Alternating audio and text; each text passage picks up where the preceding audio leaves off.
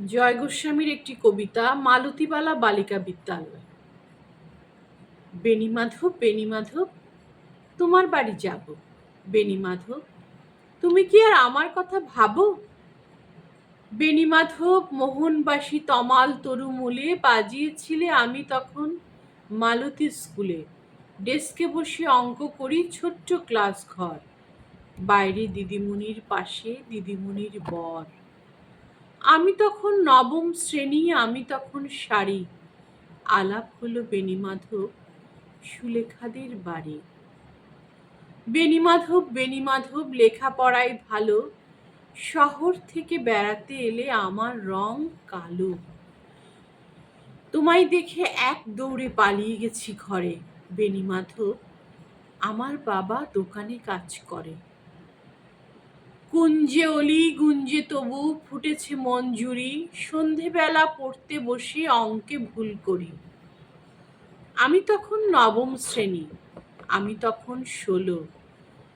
ব্রিজের ধারে বেণীমাধব লুকিয়ে দেখা হলো। বেণীমাধব, বেণীমাধব, এতদিনের পরে সত্যি বলো, সেসব কথা এখনো মনে পড়ে?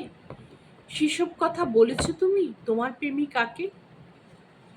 আমি কেবল একটি দিন তোমার পাশে তাকে দেখেছিলাম আলোর নিচে, অপূর্ব সে আলো।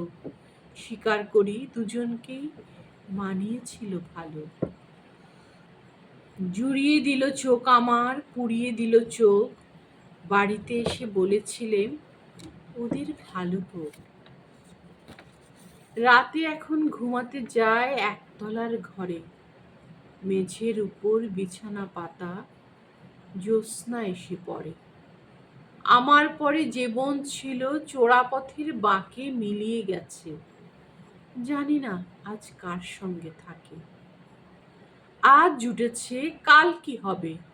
কালের ঘরে শুনি আমি এখন এই পাড়ায় সেলাই দিদিমণি। তবু আগুন বেণীমাধব, আগুন জ্বলে কই?